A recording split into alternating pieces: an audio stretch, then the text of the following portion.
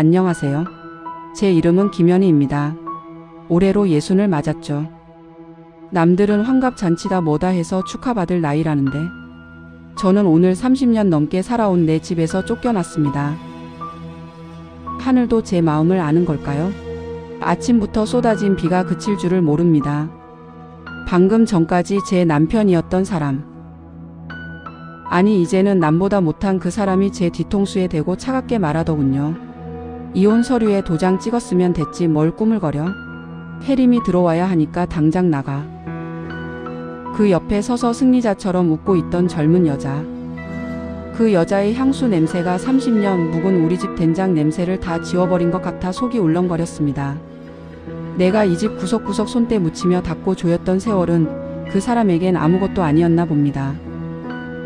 가방 하나에 겨우 챙겨 나온 건 내 낡은 옷 몇 벌이 전부였습니다. 그때였어요. 정신을 놓으신 채 방에만 계시던 시어머니가 버선발로 뛰어나오시더니 제 얼굴에 낡은 베개를 던지셨습니다. 이 나쁜 년, 이거라도 가져가서 칵 대져라. 치매에 걸리셨어도 절 미워하는 마음은 그대로이신 것 같아 그게 참 서러웠습니다. 30년입니다. 남편 뒷바라지하고 돈 한 푼 아끼려 내 옷 한 벌 안 사입고 대소변 못 가리는 시어머니 수발 들며 버틴 게 30년이에요. 내 청춘, 내 인생 다 바친 끝이 겨우 빗속으로 쫓겨나는 거라니. 세상이 참 무심하다 싶었습니다. 비에 젖어 축축해진 이 베개가 제 신세 같아서 한참을 울었습니다. 그런데 여러분, 인생이란 게 참 묘하더군요. 가장 절망적이라고 생각했던 그 순간 시어머니가 던져준 이 낡은 베개 속에서 이제부터 제가 보고 겪은 일을 말씀드릴게요. 이건 한 여자의 복수극이 아닙니다. 30년 동안 내가 믿어왔던 가짜 세상이 무너지고 진짜 괴물들의 정체가 드러나는 이야기입니다. 지금부터 시작될 제 이야기를 끝까지 들어주시겠어요?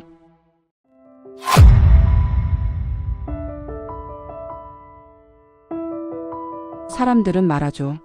참고 살다 보면 언젠가 해 뜰 날이 온다고. 저도 그 말을 믿었습니다.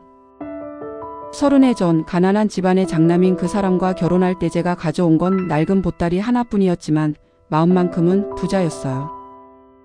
내 손으로 이 가정을 일궈내겠다는 자부심 하나로 버텼습니다. 시어머니는 늘 매서운 분이셨어요. 아침 오시면 어김없이 일어나 밥상을 차려야 했고 생선 한 토막도 아들 앞접시에만 놓으셨죠. 저는 늘 건더기도 없는 남은 국물에 밥을 말아 먹으면서도 그게 당연한 줄 알았습니다. 남편 진호 씨가 사업에 성공해서 보란듯이 성공하는 게 제 유일한 보람이었으니까요.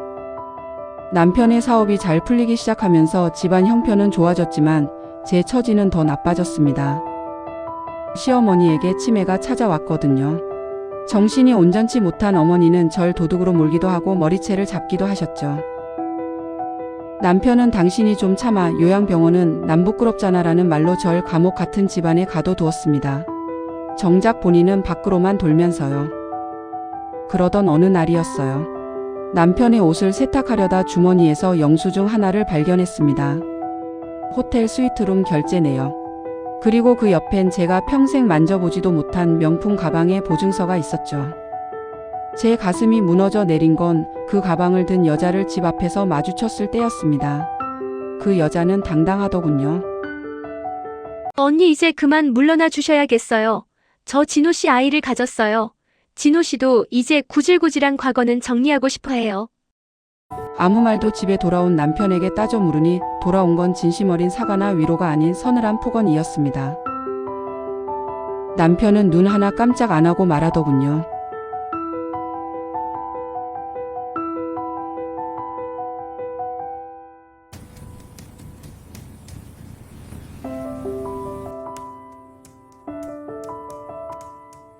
네가 한 게 뭐 있어?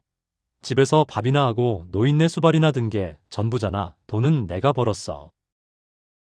이 집도 차도 다 내 거야. 억울하면 너도 돈 벌어서 유세 떨지 그랬어. 아래 깔려 산 제 세월이 한순간에 무임승차가 된 기분이었습니다. 그들은 제가 시어머니를 모시는 동안 뒤에서 이혼 준비를 완벽하게 끝내놓았더군요. 재산은 이미 다 빼돌려놓고 저에게는 위자료 몇 푼 던져주며 이거라도 받고 싶으면 조용히 나가라며 협박했습니다. 그때 미우나 고우나 진심을 다해 모셨던 시어머니마저 저 여우 같은 년 내쫓아라 라고 소리쳤을 때 제 편은 이 세상 어디에도 없는 것 같았습니다. 그렇게 저는 평생을 바친 집에서 짐짝처럼 밀려났습니다. 시어머니가 제 얼굴에 던진 그 낡은 베개를 안고 말이죠. 그런데 여러분, 저는 몰랐습니다. 시어머니가 왜 그토록 저를 모질게 대하며 그 베개를 제 품에 안겨주었는지. 그 베개 깃사이로 삐져나온 누런 종이 뭉치를 발견한 순간 저는 숨이 멎는 줄 알았습니다. 거기에는 남편의 출생에 관한 추악하고도 거대한 진실이 잠들어 있었습니다. 30년 만에 처음으로 저는 신이 저를 버리지 않았음을 깨달았습니다.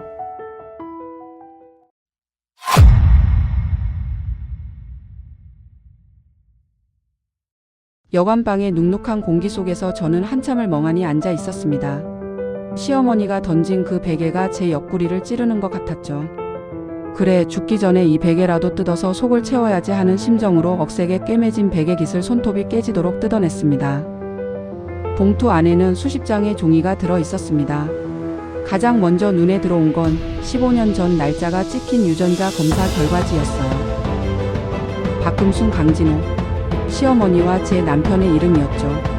결과는 제 눈을 의심케 했습니다. 친생자 관계가 성립하지 않음. 심장이 터질 것 같았습니다. 30년을 어머니 아들하며 살아온 두 사람이 남남이라니. 미친 듯이 봉투 속에 다른 서류들을 뒤졌습니다. 거기엔 시어머니가 정신이 온전할 때 쓰신 짧은 편지와 일기장이 있었죠. 그곳엔 제가 상상조차 못한 추악한 진실이 적혀 있었습니다. 남편 진호 씨는 시어머니의 친자식이 아니었습니다. 시아버지가 밖에서 다른 여자와 낳아 데려온 아이였죠. 시어머니는 가문을 잇기 위해, 그리고 남편에게 버림받지 않기 위해 평생 그 아이를 친자식처럼 키워냈던 겁니다. 하지만 그 괴물 같은 남편은 시어머니가 치매에 걸리자마자 어머니의 명의로 된 땅과 건물을 자신의 앞으로 돌려놓으려 온갖 서류를 조작하고 있었습니다. 편지 속에서 어머니는 제게 말하고 계셨습니다. 연희야, 내 아들이라고 믿었던 저 괴물이 너를 버릴 것을 알고 있었다. 저놈은 내 피 한 방울 섞이지 않은 뱀 같은 놈이다. 이 베개 속에 내가 평생 모은 진짜 유산과 저놈의 가짜 인생을 끝낼 증거를 넣어두마. 미안했다, 연희야. 나도 아버지에 내쫓길까 무서워 너에게 조차 모질게 대했던 그 세월이 아쉽구나. 이건 너의 30년에 대한 내 마지막 속죄다. 남편이 그토록 당당했던 이유, 자기가 번 돈이라며 저를 내쫓았던 그 재산들. 사실은 모두 시어머니 명의였고 어머니는 이미 5년 전 정신이 맑으실 때 그 모든 것을 제 이름으로 돌려놓으셨던 겁니다. 남편이 조작한 서류들은 한순간에 범죄의 증거가 되었죠. 저는 그날 밤 한숨도 자지 못했습니다. 30년 동안 내가 모셨던 사람은 시어머니가 아니라 나를 지켜주려 했던 단 한 명의 동지였다는 사실을 깨달았으니까요. 그리고 결심했습니다. 내 청춘을 갉아먹고 어머니의 인생마저 훔치려 한 그 괴물을 제 손으로 처단하기로요. 오늘 밤 그 집에서 승리의 샴페인을 터뜨리고 있겠지? 실컷 즐거워해. 당신들이 내쫓은 건 힘없는 아낙네가 아니라 당신들의 목줄을 준 진짜 집주인이니까.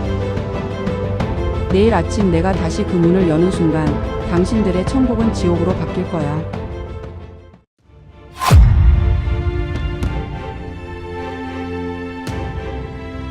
저는 오늘 변호사와 함께 그 집으로 찾아왔습니다. 바로 일주일 전이죠. 저는 이 대문 밖으로 개처럼 끌려 나갔습니다. 하지만 오늘 저는 이 집의 진짜 주인으로서 다시 돌아왔습니다. 제 손에 든 건 이혼 서류가 아닙니다. 이 집과 남편의 회사가 모두 제 것임을 증명하는 법원의 판결문을 가지고 돌아왔습니다.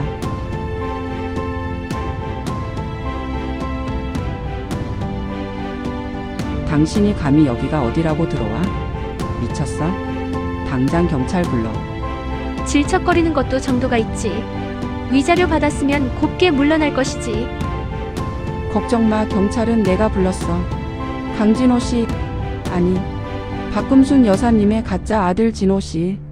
당신이 내 명의를 도용해서 빼돌린 회사 자금, 그리고 어머니 명의를 조작해 증여받은 이 집.